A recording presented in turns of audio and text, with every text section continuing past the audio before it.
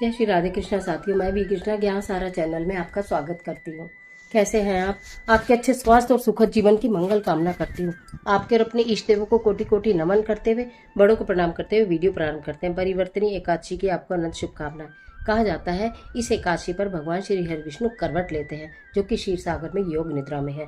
भगवान श्री कृष्ण ने इस कथा को विस्तार से बताया है, अर्जुन को बताया है। और इस कथा के विषय में यह भी बात है कि जो परिवर्तनी एकादशी व्रत जो करते हैं वो तो मोक्ष की प्राप्ति होती है, लेकिन जो कथा सुनते हैं, कथा तो हर किसी को सुननी चाहिए, लेकिन जो व्रत नहीं करते और केवल कथा भी सुनते हैं उन्हें भी अनंत सुखों की प्राप्ति होती है।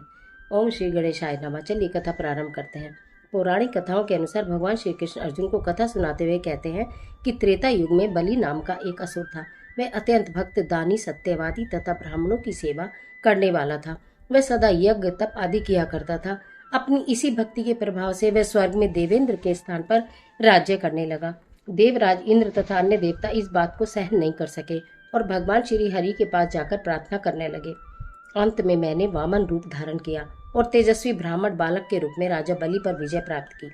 यह सुनकर अर्जुन ने कहा, हे लीलापति, आपने वामन रूप धारण करके उस बलि को किस प्रकार जीता? कृपया कर यह भी विस्तार से बताइए।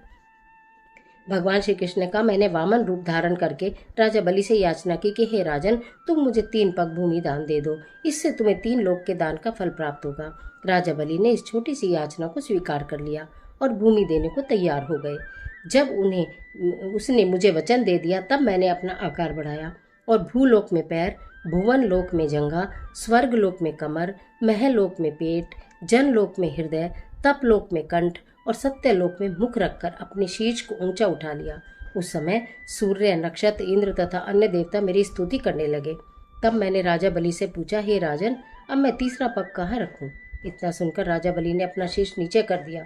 तब मैंने अपना तीसरा पग उसके शीर्ष पर रख दिया और इस प्रकार देवताओं के हित के लिए मैंने अपने उस असुर भक्त को पाताल लोक में पहुंचा दिया। तब वह मुझसे विनती करने लगा। मैंने उससे कहा कि हे बलि, मैं सदैव तुम्हारे साथ रहूंगा। भादों के शुक्ल पक्ष की परिवर्तनी नामक एकादशी के दिन मेरी एक प्रतिमा राजा बलि के पास रहती है और एक क्षीर सागर में शेषनाग पर शयन करती है। इस एकादशी को विष्णु भगवान सोते हुए करवट बदलते हैं। इस दिन त्रिलोकनाथ श्री विष्णु भगवान की पूजा की जाती है, जिसमें चावल और दही सहित चांदी का दान किया जाता है। इस दिन रात्रि को जागरण करने चाहिए। इस प्रकार उपवास करने से मनुष्य सभी पापों से मुक्त होकर स्वर्ग लोक को जाता है। जो मनुष्य पापों को नष्ट करने वाली इस एकादशी की व्रत की कथा सुनते हैं, उन्हें अश्वमेघ यज्ञ के फल की प्राप्ति होती है। बोलो विष्णु भगवान की जय। ये थी परिवर्तनी एकादशी की कथा। व्रत करें या ना करें, कथा का श्रवण अवश्य करें। आज के लिए इतना ही, इजाजत दीजिए। आशा करती हूँ कथा आपको निश्चित उपयोगी साबित होगी। इसका आप श्रवण करेंगे और लाभ उठाएंगे। मिलते हैं एक और जबरदस्त वीडियो के साथ। तब तक हंसते रहिए, मुस्कुराते रहिए, अपना और अपने अपनों का ख्याल कीजिए।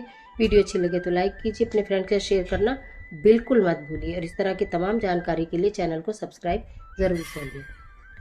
ईश्वर आपकी मदद करे।